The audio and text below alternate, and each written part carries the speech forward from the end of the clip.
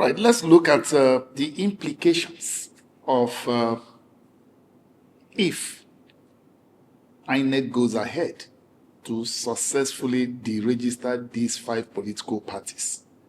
Just for the sake of argument, what are the likely implications if INEC goes ahead to deregister ADC and the other 4 political parties? Victor, I hope that if never happens.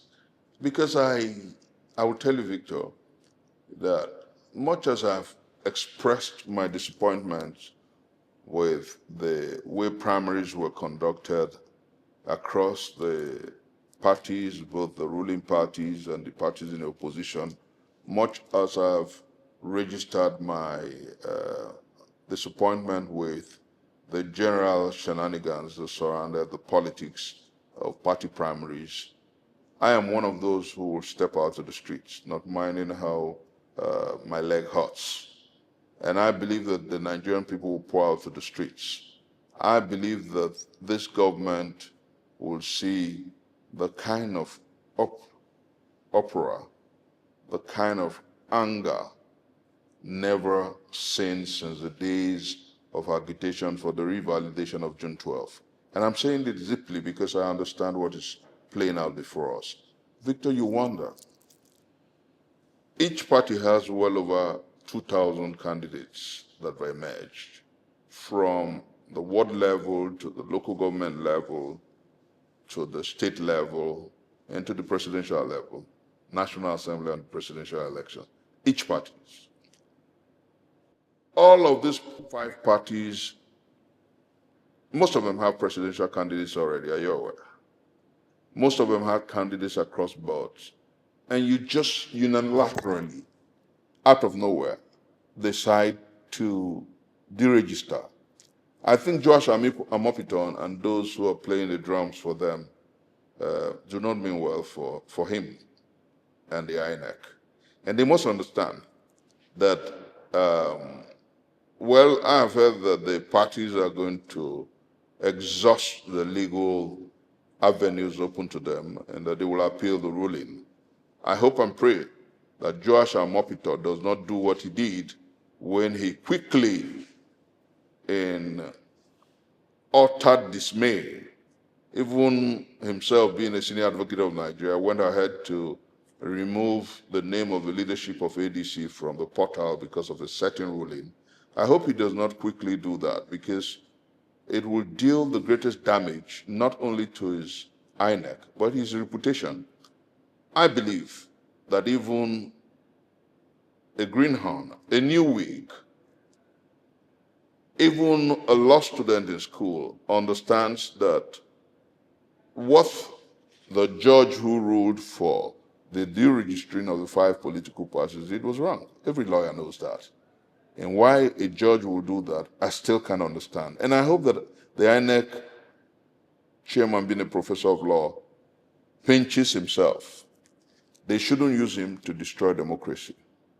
Because should he deregister those political parties, he will not only have Nigerians pour out to the streets, he will have the entire world lampoon and disparage him as a man without scruples.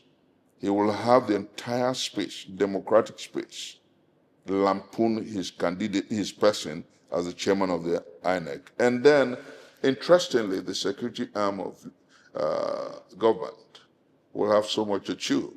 Because you see, the Nigerians already are disgusted with the level of insecurity in the country. Nigerians are troubled with the level of hunger, pain, penury, and pangs in our collective space. Nigerians generally are troubled because people are losing jobs by the day. Small businesses are closing shop because they can't afford fuel to power their businesses. People are troubled enough that all they want is to be allowed to express their political decision and desire come 2027. And there are some whose aspiration, whose individual hope is tied to the candidates who have emerged across these 5 political parties. And to say to those people who are troubled, who are worried, who are despondent, that their candidates cannot run because a certain judge ruled that the parties be deregistered is to say the least reprehensible. And so I think that that's your conjecture. It's not possible. I think that, I know you're playing the devil's advocate, but I think it's impossible. I think that not even in the wildest of the imaginations of Joash Amopiton will he deregister any party. I think it's impossible. And something tells me that it's impossible. You know, it's impossible. No man walks into a burning flame with his eyes open. Nobody does that. And so I hope that Joash Amopiton and those who are with him understands the urgency and the reality of now. Do you think these people care? I'll tell you something, Victor. I'm a student of history, proudly so, and a student of revolutionary processes, proudly so. Victor, Mahatma Gandhi said something, that there comes to a time when even the devil has a conscience. And my mentor, Martin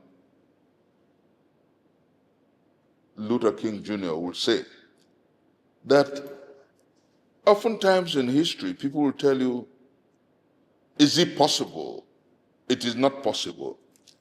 And that the difference between it is the urgency of the moment. Maybe if you'd asked me if they care 5, 6 years ago, I could have doubts. But with the reality of now, if they don't care, then something must be wrong with them. And I'm saying this without doubts. If they don't care, Victor, you wake up and you hear that thousands of people are on the streets in Lagos. Just 3 days ago, a senior advocate of Nigeria brought out over 30,000 Nigerians to the streets of Lagos. Femi Falana. Same day, the young man, VDM, brought out thousands of people to the streets in Abuja. Across the country, there are protestations calling for the release of our young brothers and sisters who were taken away in Oyo, some in Borno, some in Zamfara, and you'd think it's a joke? The whole polity is so badly heated up, Victor. I'm not an emotional student. I'm not emotive in my logic. I just face it. This country and this government can ill afford heating up the polity more than it already is. It cannot. Anybody who thinks that it is possible to overlook the urgency of now must have that brain re-examined. Perhaps the person is high on some narcotic. Because I think that Nigeria is so charged, as you and I talk, that I'm even worried. I'll give you a practical story. My mom is an American citizen. She lives in America. She's about 80. I was speaking with my mom a few days ago, and what was her advice to a 55-year-old man? Dumebi, that's my native name. Be careful about where you go to. Be careful about what you do. I hear that's how bad it is. Everyone who's talking to you from the diaspora thinks that this house is on fire already. So anybody who tells you that they don't care must also have his or her brain examined, because those who think that it does not matter must have something wrong somewhere.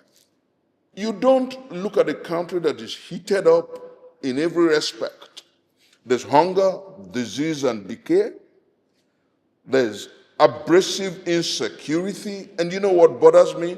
The new business after fraud in leadership is kidnap-for-ransom across the Nigerian space, not just Northeast, North Central, or Northwest. Everywhere in the country is kidnap-for-ransom as the second biggest business after government. That's how tragic it has become. And then as you and I talk, those who are saying that we have an alternative, you're saying to them you cannot pursue your calling through a reckless ruling of a court, and you think that INEC will wake up and say, oh, a court said we should deregister, and just like that? It's impossible, Victor. I think that some people, unfortunately, are unaware that there is a loose gasoline tank somewhere, and the right to keep it shut and locked up simply depends on how responsible and responsive leadership and government is.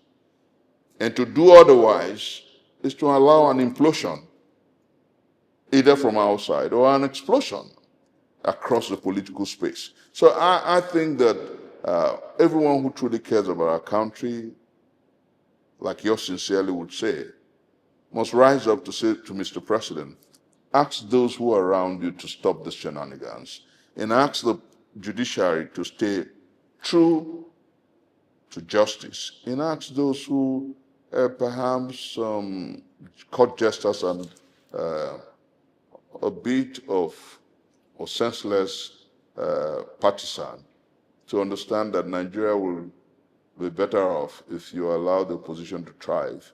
And if we go to the 2027 contestation, electoral contestation, as brothers contesting ideas and ideals, rather than people who are ready to pull a dagger or put a bullet through the throat or the neck of any other person. I think that the time has come for us to understand that if we allow the process to us until 2027 to be free, fair, and credible, Nigeria will be better off for it.